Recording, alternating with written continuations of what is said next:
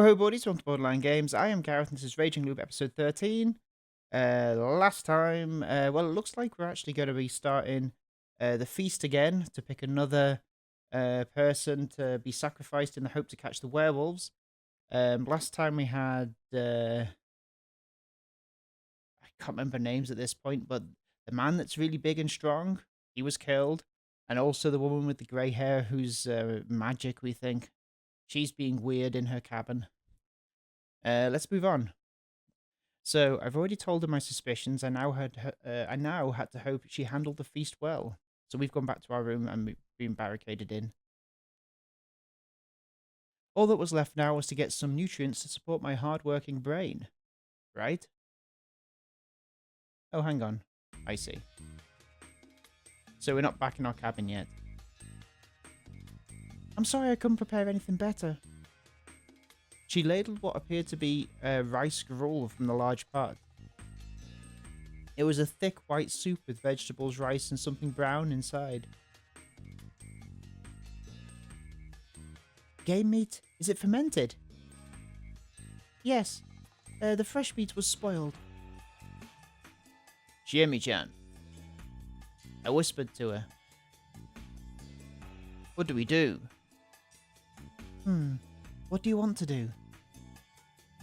We were talking about the thing where I had to avoid the local food. Yeah, we don't know why that is a thing yet, do we? You know what? I'll stick to my diet until the end this time. Okay. Thanks. What did I mean by this time? Did I think I had another life or something? It was fine. It wasn't like I was cool with dying just on the off chance I got a second shot. Dying wasn't an acceptable option. I wasn't about to compromise on that. There's no point in walking around, so I'll just wait here. Alright. You're not going to eat? I have a bunch of allergies. It's because you young'uns don't eat proper. You won't become strong if you don't have a balanced diet. Hey, I was lying, but telling actual allergy sufferers that they should just eat and they'd be cured was actual murder. Well, there were some efforts to cure allergies by carefully injecting the allergens via vaccine, but that was a subject for the doctor. Anyway, going back to the dorm by myself was dangerous, since they'd suspect me, so I just waited in the corner of the room, still hungry. Where are Yasunuga-kun and Harujan? Still upstairs. Don't mind them. Your food will get cold. Ma!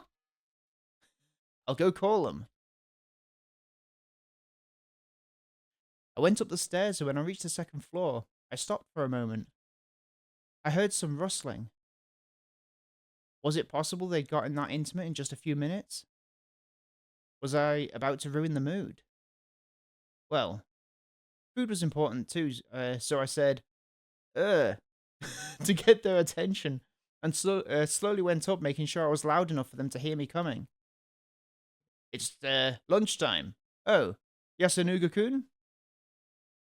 Hello. The room was full of stuff. It was a huge mess. You looking for something? No luck, huh? Yes, I was told there was a new apron in the attic, but we couldn't find it there. So we were checking other places too. Suspicious. So that was it. Did you see? Huh? Could you not tell anyone about this? Well, I did come up carefully, but it's not like I saw anything I shouldn't have.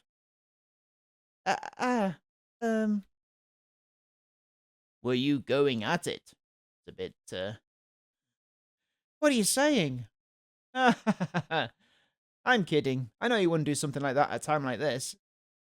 Of course we wouldn't. Yeah. Really now?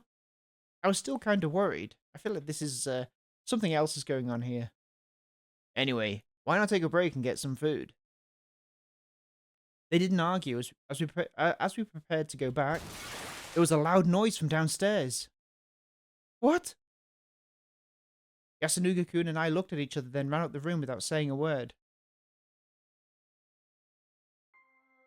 We were met with a strange scene. I instantly realized what had happened and who was responsible. Kiyonosuke, she was wearing a furious expression, his shoulders shaking. There was a shattered plate of rice gruel at his feet. The contents were still steaming. He was facing Kaori Orobi-san, who was standing completely still. Did he throw his food to the floor? Was it that bad? No. No way. This was clearly something way bigger than that. What's gotten into you? Jiemi and the others didn't seem to understand either. They shifted uneasily. Anu. What? Wolfsbane. The plant. There's aconite in the food. What? Miyoko-chan, did you eat any? Not yet. Is that poison? What about the rest of you? Hold on, I'm so lost. Is that true? Look at these leaves. They shine. The other side isn't white and the tip is pointy. The smell different too. This isn't mugwort or windflower. You're right. It's wolfsbane. You used wild plants, Mum. Yes. That was close. What a mistake. Someone almost got poison. She wants to kill us. Huh? Wait, it was just a mistake. That's it. Don't be so cruel. Harry-chan stopped talking when she realized the suspect was acting strange. Kaori-san was staring right at Kiyonosuke, she not moving an inch, and smiling. Uh-oh. She was completely glaring him down. Yes. That response was so delayed we had no idea what it was for. When Kiyonosuke backed away a bit, his expression shifted from rage to fear. Mom?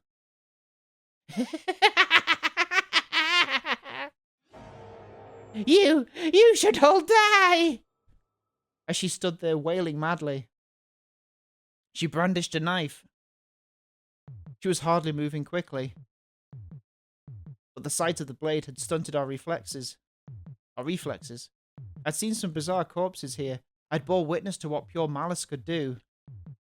But still living, blatant malevolence, killing intent was intense enough to paralyze everyone present. I barely registered the scene unfolding before me. Staggering a bit, the woman passed the counter. The sharp knife was still green with something. Likely shavings of aconite. She raised her voice and aimed her poisoned weapon at the nearest target, Kiyonosuke-san. Oh, what should we do? Find a weapon. We could tackle her. We might be able to overpower her. Let's try tackling her. I don't know why I moved when I did. I was a man of words, not of impulse. In times of crisis, I was the type to turn tail and run after making some sort of parting threat. I shouldn't have been on good enough terms with either Kiyonosuke or Kaori-san to risk my life for them. Yet when I came to my senses, my body was dancing, charging straight for Kaori-san with my right shoulder. And after a brief struggle, we collapsed. I heard her let out a strained cackle in my ears. I had to change my posture. Unless I pinned her knife down, I'd... But in the end, it turned out I really wasn't cut out for the job. These roundabout thoughts were just delaying the inevitable. Uh-oh. When the madly laughing woman embraced me, my thoughts ground to a complete halt. She'd stabbed me right in the back. Simple as that. To her, I was just another obstacle that had to be removed. I didn't know if the wound itself was fatal, but I could tell that the blade had sunk in incredibly deep. And that it was coated in leaf green poison. It must have been a near instant death. Oh shit. My mind quickly grew hazy, yet my final moments were those of self-reflection. Reckless actions really aren't my forte after all. Game over. Bad ending number 5, okay? We don't need to watch Hint Corner, do we?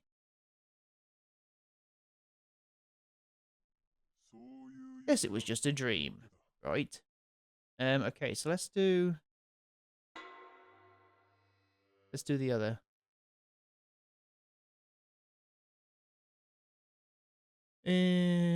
Stop poisoning. She was hardly moving quickly. The sight of the blade had stunted our reflexes. Okay, come on. Where's the choice? She raised her voice and aimed at the... Okay, so, find a nearby weapon. I had no idea why my body began to move. I grabbed the nearest chair without even thinking about it. It was old, wooden and heavy. Picking it up made me lose my balance for a bit. I pointed its legs at the would-be murderer and dashed forward as fast as I could. Crash, a cry of pain, a scream. Amidst the cacophony, I attempted to keep Kaori-san pinned down. I pressed the edge of the chair against her knife arm. She cried out in pain and the blade clattered to the floor. Jemmy then quickly kicked it away. In hindsight, it had all happened in a mere matter of seconds.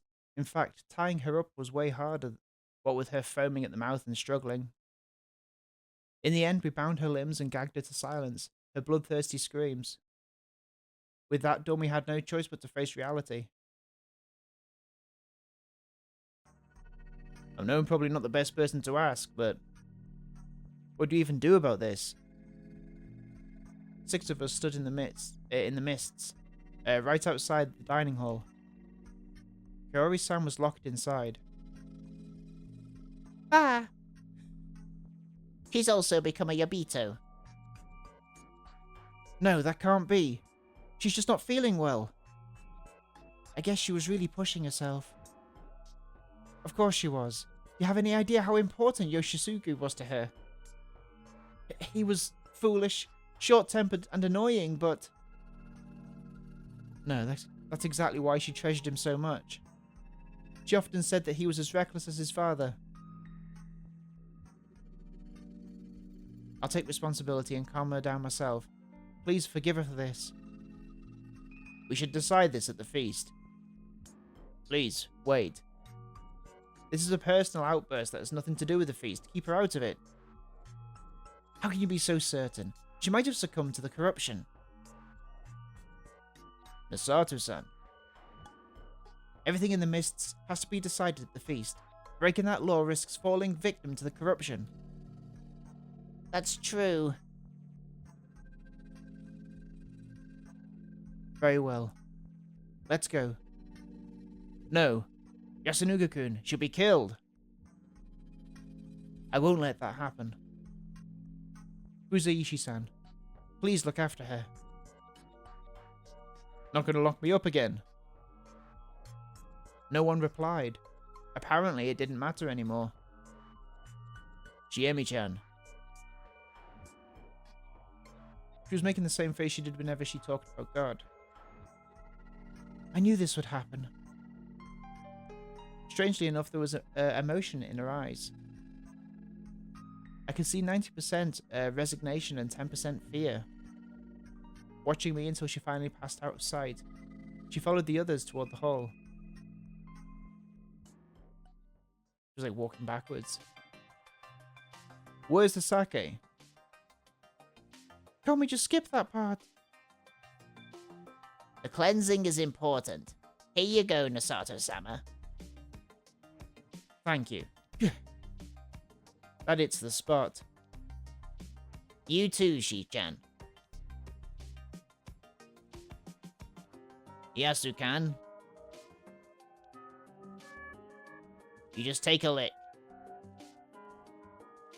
What about Oni-chan?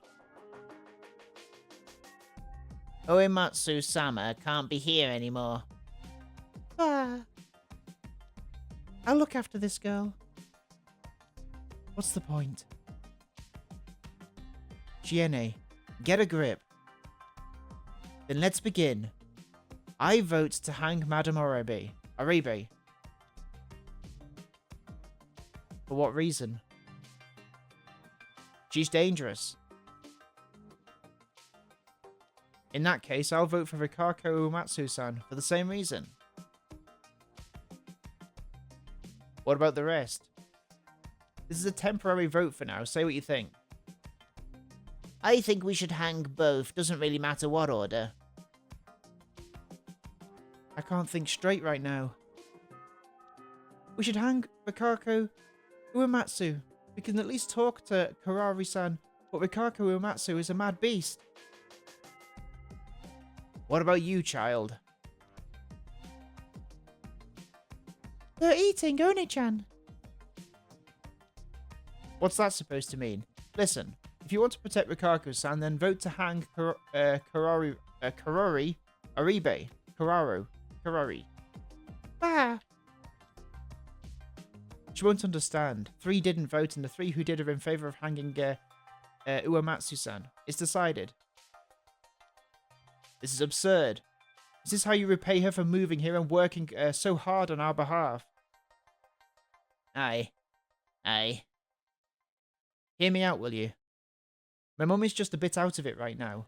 We may still be able to reason with her. However, Uematsu-san is basically a mindless animal. She doesn't even have the capacity to vote on things. Unlike Mum, she's a Yumabito now. Even if we hang my mum today, what will we do tomorrow? Do you have a way to fixing Uematsu-san? Looks like it's decided. How simplistic. I know you're biased because Madame Oribe is a relative, but you don't see the big picture. What? Think about it. Our top priority is to kill the wolves. That comes before all else. Yumabiti aren't wolves, are they? That basically proves that Rikako-san isn't a wolf. Huh. What do you mean? Remember the legend? The wolves are Yumotsu Ukami, beings already corrupted by Yomi. Do you really believe they could become Yumabitu as well? Yumawaki-san, what's your opinion? That might be true. Here's a hypothesis. Powerful corruption slaughters you like it did those journalists and your brother. However, weaker levels of corruption cause madness. Mad guardians are wolves, while mad humans are Yumabitu. That means that the corruption's punishment can only be slaughter for wolves, and either slaughter or Yumabitu transformation for humans. That's just a convenient delusion. Indeed, I've no way to prove it, but I can make it seem more plausible. If wolves could go mad due to the corruption, would they even look like Rikako-san does? These are beasts disguised as humans. Would they truly look like that if they'd gone mad? I think the beasts would show their true selves. Their bestial fury. Is that what happened to Rikako-san? No! That might be true. Then maybe we should hang Karori-san first. Taiba! You're basing your decisions on fairy tales. We've had actual deaths here. This is ridiculous. I'm the one who's ridiculous. To accept the fear of the corruption means to accept the legends. See, I've accepted it. Fearing the corruption while disregarding the legends is what's truly ridiculous, don't you think? Gianni. I'm afraid of God. I'm afraid of this God who toys with us as we dance on his palm.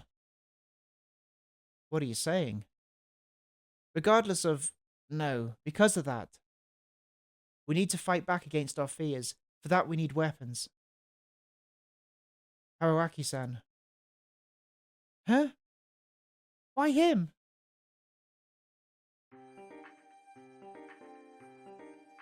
Ooh. I vote for you, Yasukun. What? But what, Shiene? I'm not sure I understand you, Serizawa. Misato-san, start the proper vote. There's no point in just talking. Huh? What? This was going to happen sooner or later, and if she's truly casting her vote, it's only fair for us to cast ours. But whether I can forgive you or not is another story, Shiene. I know. No objections? Then let's begin the vote. Here's what I think. Misato-san is half right. We're supposed to search for wolves here. But I'm completely against relying on the legends for evidence. Moki, the old wolf guy, and Takumi Nature all died at the hands of people. That's why we should look back over what's happened so far, instead of the legends. So how about this? First, who aside from me understood the purpose of the feast? Misato-san said it himself. Miyako-chan is too young to understand, and Hiro-chan. Honestly, I think she'd oppose Misato-san and side with Yasukun regardless of the situation. Taiba-chan would look at the legends, obviously. She's the biggest believer here. What about Yasukun, though? I know it's been hard for him, and with his mum about to be hanged, I can understand why he'd panic. But then why push for Rikako-san's hanging? It's easy for us Yasu Misu people to justify hanging the village heads, but you should understand what comes first. Death of the damned Yumabito is the mandate. We should be looking for the immediate threat at hand, the wolves, before worrying about those words. Yasukun, I know, would keep a cool head even in a crisis. Gianni, I understand what you're saying. I just can't forgive him. Whenever you talk, it always makes a mess of things. Takumini, Yoshisugu, and Moki are dead because of you. And now you want to take my mother. I'm sick of you. Nii-chan, what's wrong? Calm down. So yeah, I forgot about the purpose of the feast. It was just an act of petty revenge. I used Hara-chan for that. Like you said, that's all there is to me. I'm a pretty boring person. Are you still not satisfied? Yeah. This is totally out of character for you. Yasukun, I'm probably just looking too deeply into it, but... when Karori-san set the food, only you and Hiro-chan were absent. If the others had all been poisoned as planned, you'd be the only survivors. Hararaki-san, notwithstanding. What were they looking for, though? If you were a wolf, that'd be pretty good for you, right? Ooh. Are you suggesting I convinced Mum to poison everyone? That'd just be the worst. She probably got the wolf's bane early in the morning. She was too busy otherwise. And it did look like she woke up early. By that point, she was already resolved to kill us. It's easy to imagine that someone had given her the idea the previous night. What? We can't contact anyone at night. There are 2 wolves. Oh. What? For the sake of her only living son, Kiori-san was ready to kill everyone, even if it meant being subject to the corruption. But I'm human! If you only had the wolves and a lone human at the end, votes would no longer matter. Hara-chan wouldn't be able to do anything. No way. Nii-chan! Yasukun. That's impossible. I mean, if Mum were a wolf, Yoshisugu wouldn't have died. She could have killed me to spare him, though. You think I convinced her to do that? She'd never listen. She loved him way more than me. Jenny, this is, cruel. There's no way he'd say anything like that to his mum. I'm not saying the wolves killed Yoshikun. He might have just been out at night and killed by the corruption. Also, even if she wasn't a wolf, she'd help her son even if it meant falling victim to the corruption. It sounds like you're saying whatever you can to make Nii-chan into a bad guy. What's wrong with you, Shiene? He always used to protect us. Was it him? Did Fusaishi-san tell you to say that? Did he make you change? No, he didn't. I'm just following his example and thinking for myself. Things I don't want to be true could actually be true, and I can't look away from them. And so you decided to vote against me and ruin our friendship? I mean... Listen to yourself. The Yasukun I know would never try to guilt me into submission like that. If you ask me, you're the one who's changed. So, who will you vote for? I need to take responsibility for what I said. I suspected Yasukun, and I'm sticking to that. 1 vote for Yasunaga Aribe. We messed up the order, but in terms of seating order, Taibai is first. How will you vote?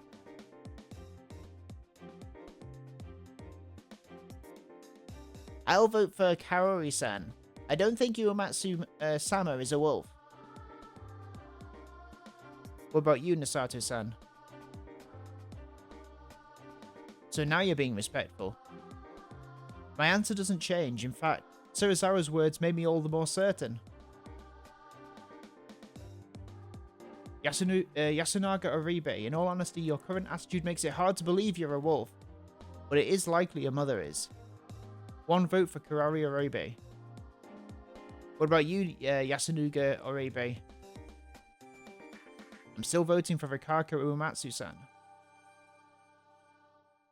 I'm voting for Rikako Uematsu-san too. The child. Ah! Can be ignored. Wait, Miyako-chan, think. Your vote might decide whether the humans win or lose. Gianni, you'll go that far? You'll trick a child to take her vote? If that's what it takes, I'll do it. Miyako-chan, you don't want Rikako-san to be gone, right? No! Then it's pointless. Even if she votes for me, it'll just be a 3-way tie. I choose who I don't need. Yes. Then I'll go with the lady. She was scary. Wow. You mean the woman from the dining hall? Uh-huh. It's decided then. No. This has to be a sick joke. Mum will die because of something like this? A vote is a vote. Ni-chan. It's over. I heard muffled screams and sobs from the dining hall behind me. Gagged and tied, Karara Arobe was still wailing. She couldn't move properly and had a pole fixed to her shoulders, but I was still worried, enough to check every now and then. The lack of change helped calm my nerves, but at the same time I resented myself a bit for it. Quite a bit of time had passed since the feast had begun. What kind of decision would they make? The daily wolf lynching, hanging, had failed every single time so far, considering the number of days remaining and how many people were left. If they messed up today, the humans would lose all hope of surviving. If either Karari Aribe or Rikako Uematsu ended up chosen, there would just be no chance anymore. Once I saw people leaving the hall, my mouth moved on its own. It's done then. Their eyes were steady. They walked in my direction. Not to me though, but to the dining hall. You chose Karari-san? I asked anyway. I was speaking to the last representative of sanity in this place, Kiyonosuke Nasato. Move. We didn't even converse. His tone and the look in his eyes were different from usual. His usual arrogant pride was gone, and in its place stood a deadly determination. Yasunaga-kun! I lost. Haro-chan! I was against it. Oba-san, It's the will of Shinai-sama. Shiemi. Araki-san, take the girl.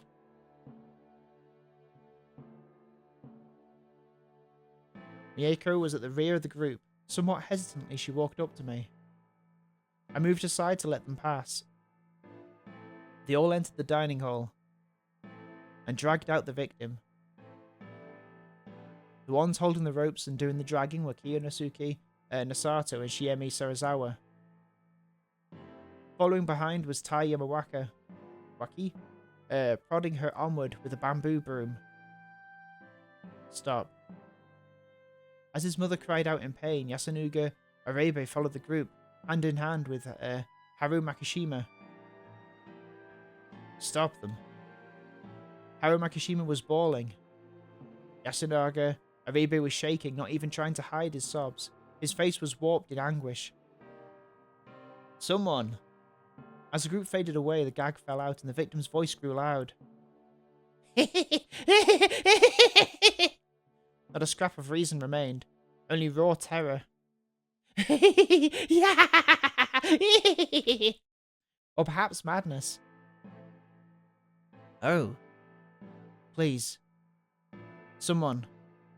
Beg for her life. However, I didn't hear any pleas to the very end, and I painfully realised I wasn't participating in the feast. I wasn't part of this life selection game bound by otherworldly rules. Ah! Don't look. I turned Mieko away, hugged her, and covered her ears. Because of that, I couldn't cover my own. Parent-like dedication. What a weird idea. Anyway, as the group disappeared into the mist, I somehow felt as though the screams or laughs grew even clearer.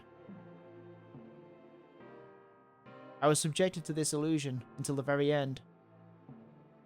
During the final moments, the mother called out her son's name. It was the name of the elder son, and he responded by calling for his mother. But at the very last moment, it felt like the victim shouted out a different name. There was a strange sound, followed by silence. Mieko. Mieko's body was surprisingly warm. In response, she just nodded. Let's escape from this place tomorrow. She nodded again. Give up on Mikako Uematsu. Mieko started crying. I let her go. Took her by the hand and led her to the dorm. Wow. So, the mother's gone. I didn't expect her to be suddenly just mad. But I guess we'll find out next time what's going to happen on Borderline Games. Thank you so much for watching this episode of Raging Loop. And I will see you next time. Bye-bye.